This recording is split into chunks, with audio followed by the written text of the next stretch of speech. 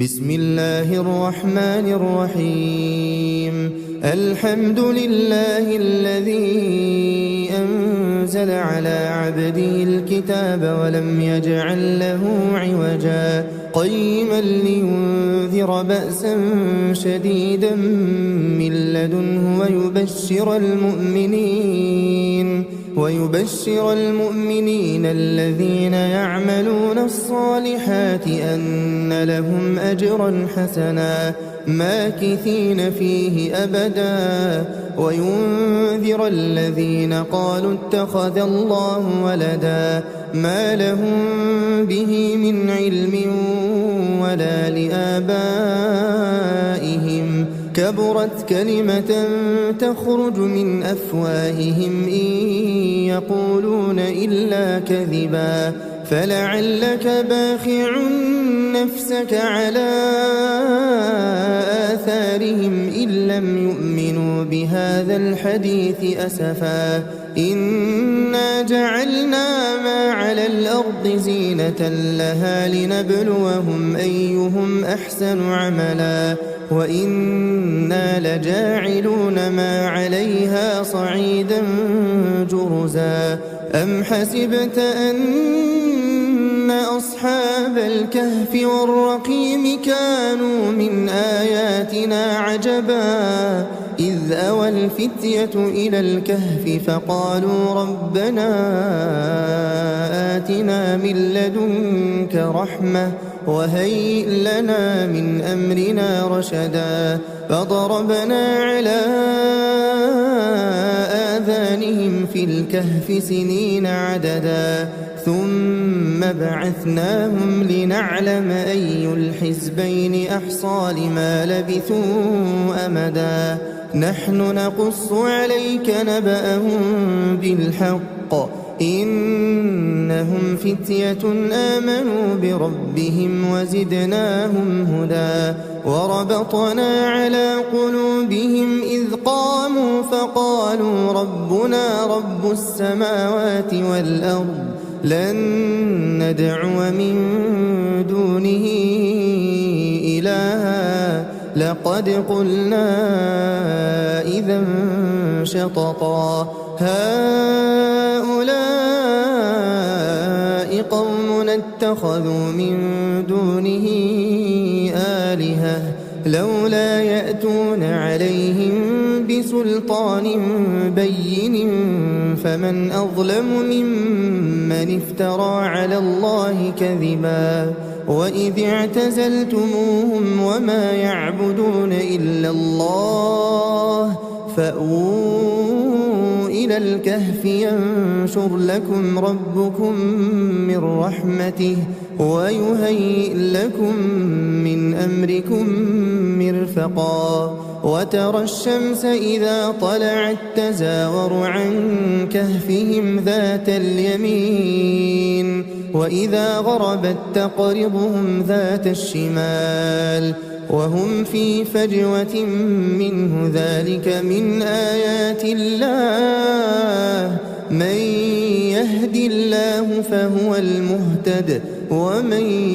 يضلل فلن تجد له وليا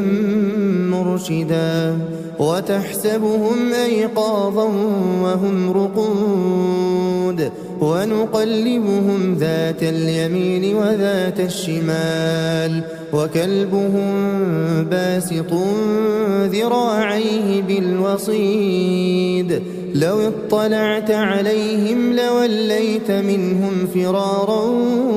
ولملئت منهم رعبا وكذلك بعثناهم ليتساءلوا بينهم قال قائل منهم كم لبثتم قالوا لبثنا يوما أو بعض يوم قالوا ربكم أعلم بما لبثتم فابعثوا أحدكم بورقكم هذه إلى المدينة فلينظر أيها أزكى طعاما فليأتكم برزق منه وليتلطف ولا يشعرن بكم أحدا إنهم إن يظهروا عليكم يرجموكم أو يعيدوكم في ملتهم ولن تفلحوا إذا أبدا وكذلك أعثرنا عليهم ليعلموا أن وعد الله حق وأن الساعة لا ريب فيها إذ يتنازعون بينهم أمرهم فقالوا بنوا عليهم بنيانا ربهم أعلم بهم قال الذين غلبوا على أمرهم لنتخذن عليهم مسجدا سيقولون ثلاثة رابعهم كلبهم ويقولون خمسة سادسهم كلبهم رجما بالغيب ويقولون سبعة وثامنهم كلبهم قل ربي أعلم بعدتهم ما يعلمهم إلا قليل فلا تمار فيهم إلا مراء ظاهرا ولا تستفت فيهم منهم أحدا ولا تقولن لشيء إني فاعل ذلك غدا إلا أن يشاء الله واذكر ربك إذا نسيت وقل عسى أن يهديني ربي لأقرب من هذا رشدا ولبثوا في كهفهم 300 سنين وازدادوا 9 قل الله أعلم بما لبثوا له غيب السماوات والأرض أبصر به وأسمع ما لهم من دونه من ولي ولا يشرك في حكمه أحدا واتل ما أوحي إليك من كتاب ربك لا مبدل لكلماته ولن تجد من دونه ملتحدا واصبر نفسك مع الذين يدعون ربهم بالغداة والعشي يريدون وجهه ولا تعد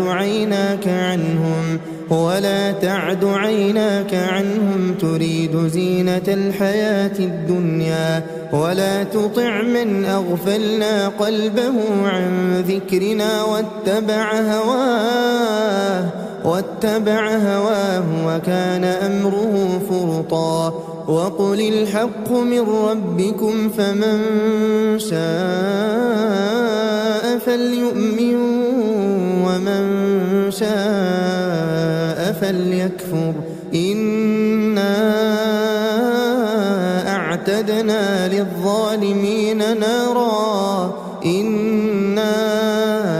أعتدنا للظالمين نارا أحاط بهم سرادقها وإن يستغيثوا يغاثوا بماء كالمهل يشوي الوجوه بئس الشراب وساءت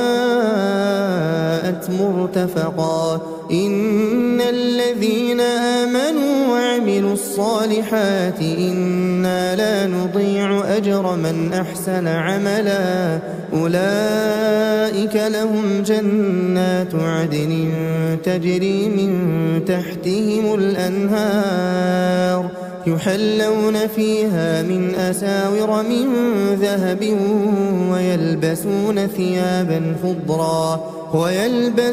ثيابا خضرا من سندس وإستبرق متكئين فيها على الأرائك نعم الثواب وحسنت مرتفقا واضرب لهم مثل الرجلين جعلنا لأحدهما جنتين من أعناب وحففناهما بنخل وجعلنا بينهما زرعا كلتا الجنتين آتت أكلها ولم تظلم منه شيئا وفجرنا خلالهما نهرا وكان له ثمر فقال لصاحبه وهو يحاوره أنا أكثر منك مالا وأعز نفرا ودخل جنته وهو ظالم لنفسه قال ما أظن أن تبيد هذه أبدا وما أظن الساعة قائمة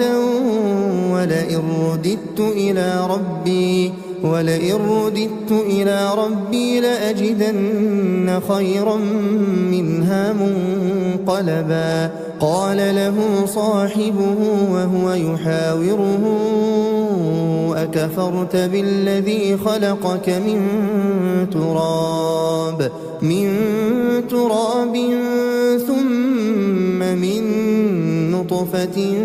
ثم سواك رجلا لكن هو الله ربي ولا أشرك بربي أحدا ولولا إذ دخلت جنتك قلت ما شاء الله لا قوة إلا بالله إن ترني أنا أقل منك مالا وولدا فعسى ربي أن يؤتيني خيرا من جنتك ويرسل عليها حسبانا من السماء فتصبح صعيدا زلقا أو يصبح ماؤها غورا فلن تستطيع له طلبا وأحيط بثمره فأصبح يقلب كفيه على ما أنفق فيها وهي خاوية على عروشها ويقول يا ليتني لم أشرك بربي أحدا ولم تكن له فئة ينصرونه من دون الله وما كان منتصرا هنالك الولاية لله الحق هو خير ثوابا وخير عقبا واضرب لهم مثل الحياة الدنيا كماء إن أنزلناه من السماء فاختلط به نبات الأرض فأصبح هشيما تذروه الرياح وكان الله على كل شيء مقتدرا المال والبنون زينة الحياة الدنيا والباقيات الصالحات خير عند ربك ثوابا وخير أملا ويوم نسير الجبال وترى الأرض بارزة وحشرناهم فلم نغادر منهم أحدا وعرضوا على ربك صفا لقد جئتمونا كما خلقناكم أول مرة بل زعمتم أن لن نجعل لكم موعدا ووضع الكتاب فترى المجرمين مشفقين مما فيه ويقولون يا ويلتنا ما لهذا الكتاب لا يغادر صغيرة ولا كبيرة إلا أحصاها ووجدوا ما عملوا حاضرا ولا يظلم ربك أحدا وإذ قلنا للملائكة اسجدوا لآدم فسجدوا إلا إبليس كان من الجن ففسق عن أمر ربه أفتتخذونه وذريته أولياء من دوني وهم لكم عدو بئس للظالمين بدلا ما أشهدتهم خلق السماوات والأرض ولا خلق أنفسهم وما كنت متخذ المضلين عضدا ويوم يقول نادوا شركائي الذين زعمتم فدعوهم فلم يستجيبوا لهم وجعلنا بينهم موبقا ورأى المجرمون النار فظنوا أنهم مواقعوها ولم يجدوا عنها مصرفا ولقد صرفنا في هذا القرآن للناس من كل مثل وكان الإنسان أكثر شيء جدلا وما منع الناس أن يؤمنوا إذ جاءهم الهدى ويستغفروا ربهم إلا أن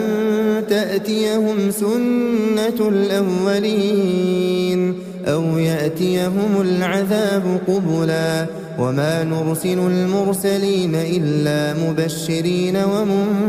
ومنذرين ويجادل الذين كفروا بالباطل ليدحضوا به الحق واتخذوا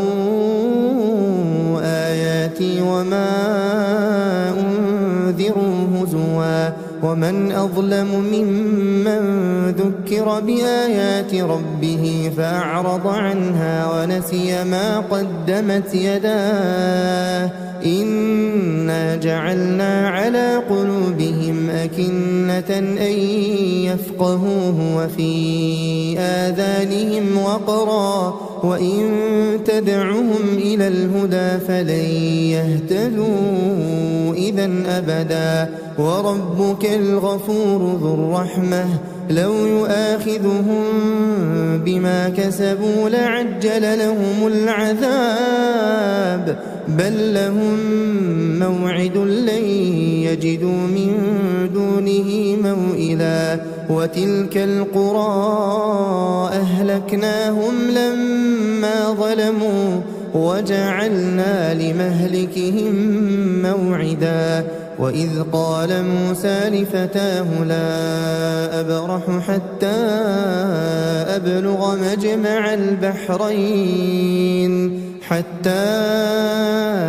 أبلغ مجمع البحرين أو أمضي حقبا فلما بلغا مجمع بينهما نسيا حوتهما فاتخذ سبيله في البحر سربا فلما جاوزا قال لفتاه آتنا غداءنا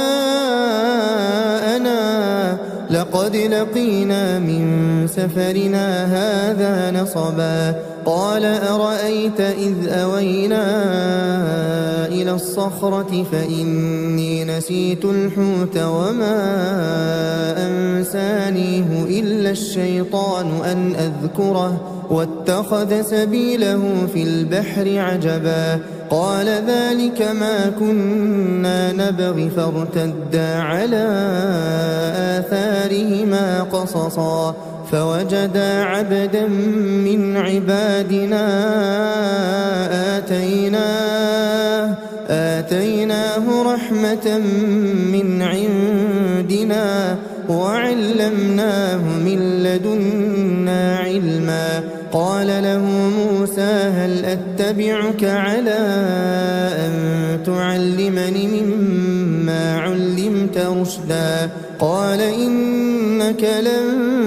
تستطيع معي صبرا وكيف تصبر على ما لم تحط به خبرا قال ستجدني إن شاء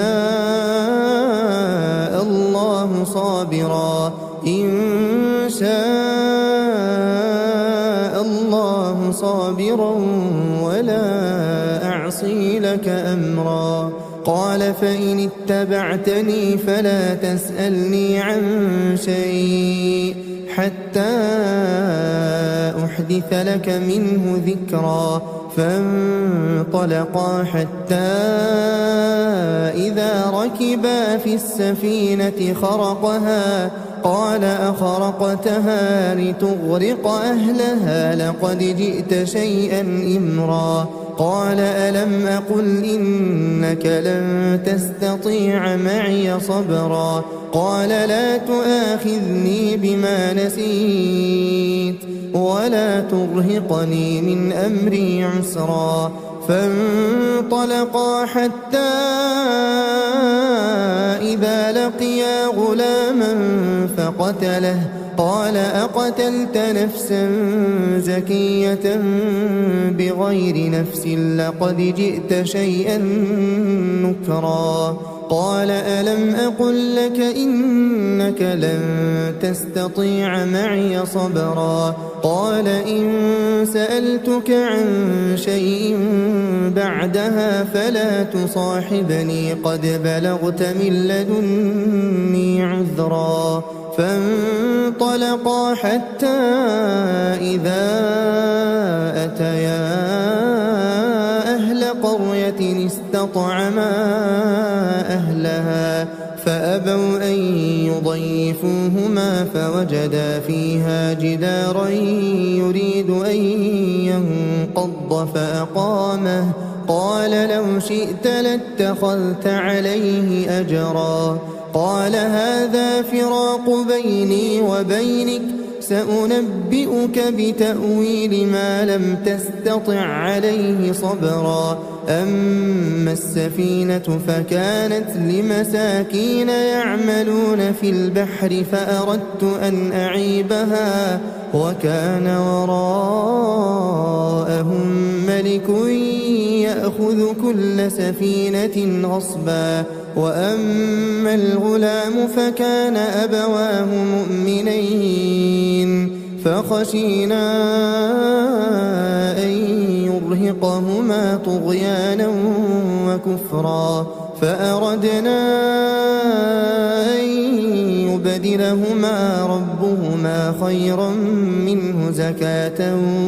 وأقرب رحما. وأما الجدار فكان لغلامين يتيمين في المدينة وكان تحته كنز لهما وكان أبوهما صالحا. فأراد ربك أن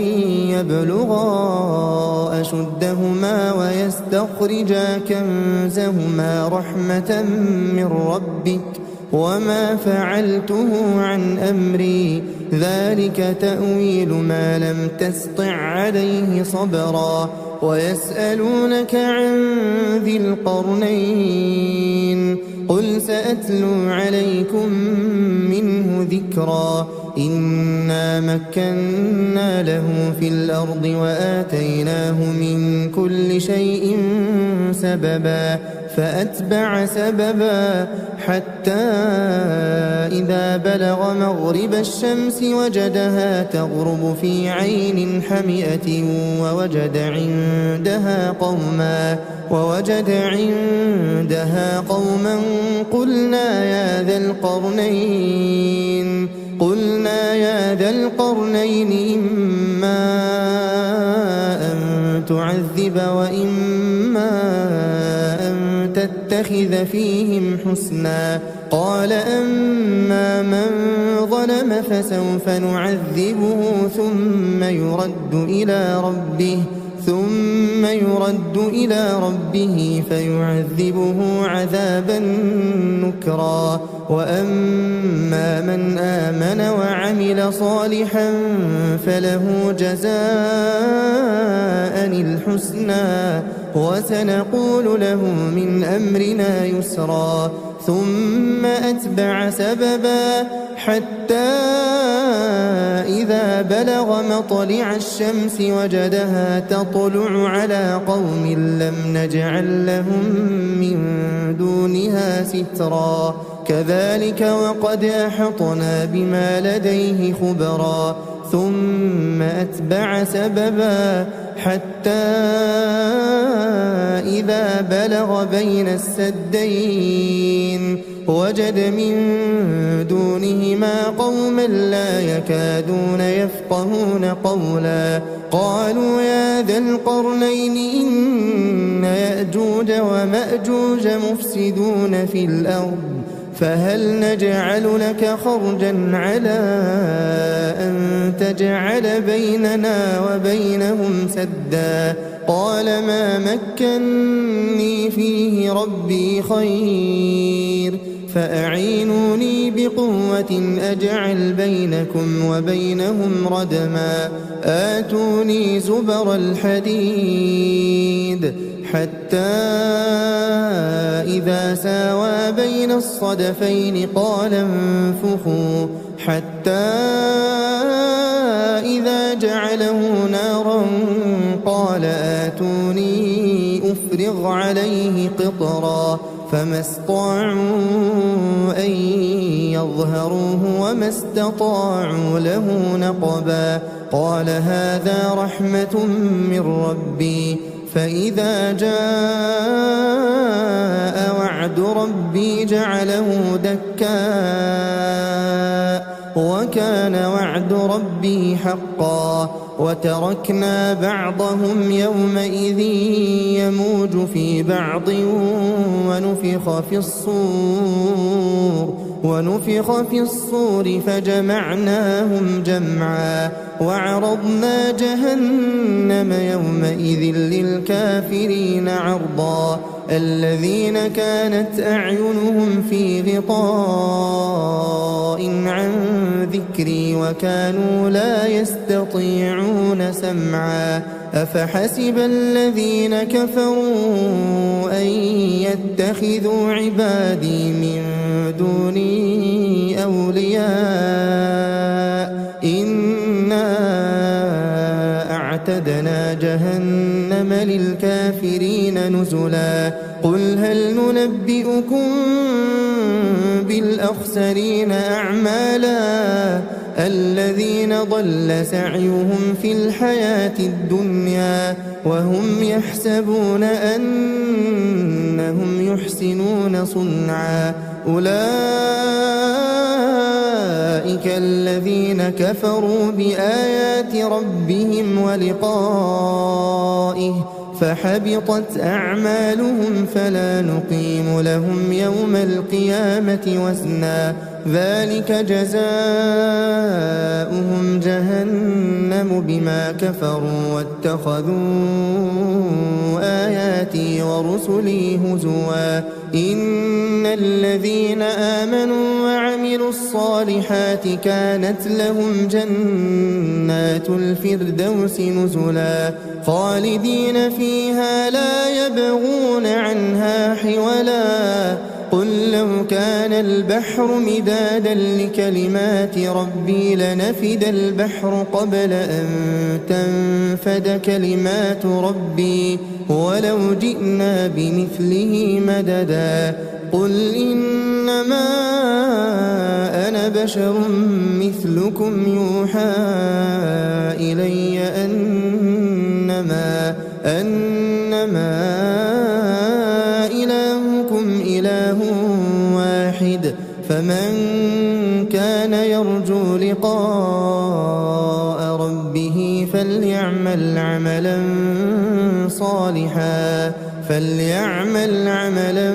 صالحا ولا يشرك بعبادة ربه أحدا.